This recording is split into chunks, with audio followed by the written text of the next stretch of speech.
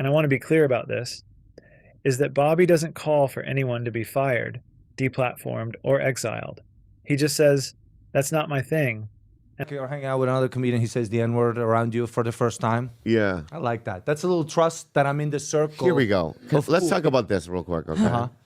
I'm not with that. You guys are doing in Austin. What do you mean? Well, let's be real. I don't like some of the words you guys use freely. Like what? Yeah, it's like edgelord. It's like not all of it. I know, but it's becoming so hacky to me that 100%. people, you guys use these words just for the shock factor. 100%. It's like, I'm not into it. You know what I mean? Yeah, I agree with that. I think the R word sometimes. I would never say the N word in any environment. Okay. Except when I'm alone. Yeah. In my backyard going. Yeah. No, I'm kidding. I would never do that. There's another one. The F word I don't really use ever. You know what I mean? And I see Austin Comic use it regularly. It's in the contract. It's in the contract. Yeah. If this is your first time to this channel, welcome. We cover all things comedy, okay? We're not just doing only stand-up clips or only fight videos, or this is where you come and you're gonna find information, inside information, because I have sources, and being that I'm a comedian out here in Austin, I kind of know the scoop about who's who and who's doing what, okay? And word travels fast, especially behind the scenes. But let's get into this video. Bobby Lee, wow. For Bobby Lee to be the voice of reason, something has to be shifting. There has to be a shift in the dynamic, because for Ari Maddie to go, and I want y'all to know, I know some very interesting things about Ari Maddie I just know some information about him. Shout out to my sources. But what I want to tell y'all is, for Ari to go on Tiger Belly and proceed to say, when another comic says the N-word, it makes me feel, you know what I'm saying? Like, there's a white boy from Estonia. There's a white immigrant boy from Estonia. Let that sink in. It's not an American white boy. Not a citizen. No green card. Making money in American dollar. Like, as a Trump supporter, wouldn't you be mad if a foreigner came over and took advantage of the immigration laws based on their proximity of who they know? Why aren't the MAGA people up in arms because of Ari Maddie? He is an immigrant that is not here legally, and he's trying to make money so he could stay here. He's draining the economy. He's taking money from our country. Probably sending it back and funneling the war in one of those stands. Pakistan, Kyrgyzstan, I don't know. But I think there should be more of an uproar about Ari Maddie being not a citizen from the United States and taking extremes amount of money from us. But that's another subject. To hear him talk about saying the N-word, it just, like, we're not surprised. The thing is like, certain people, you're able to get into certain rooms, and when you start to feel comfortable around people, you realize who's not going to talk and who's going to talk, and you can say pretty much anything. But they won't say it in a group of those ethnicities, which is odd. Like, I'm done playing around. Like, I'm looking at, like, let some shit pop off, and I'm not liable at all.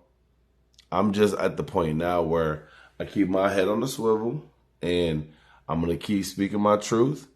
And when people challenge me, I'm just going to provide them with evidence, and then you guys make the decisions on your own. But I've noticed that this system that they're providing here in Austin is a race-based system. It is a sexist-based system. It's like if you are a white male in their mid-20s, you can skyrocket your career. And when I mean skyrocket, you will get to be in the vicinity of the headliners that come in that could possibly take you on the road. If you are a single white female, you get the pity shows where we want to help you because we don't want to be considered a male-dominated club. So we'll throw a couple of females lip service or a what's the one that Danny does with Litty Titty? She got another one. She pretty, the little Mexican girl. I don't know, Dania or whatever her name is, but she got a show where it's all women, which is pretty cool. Girl power.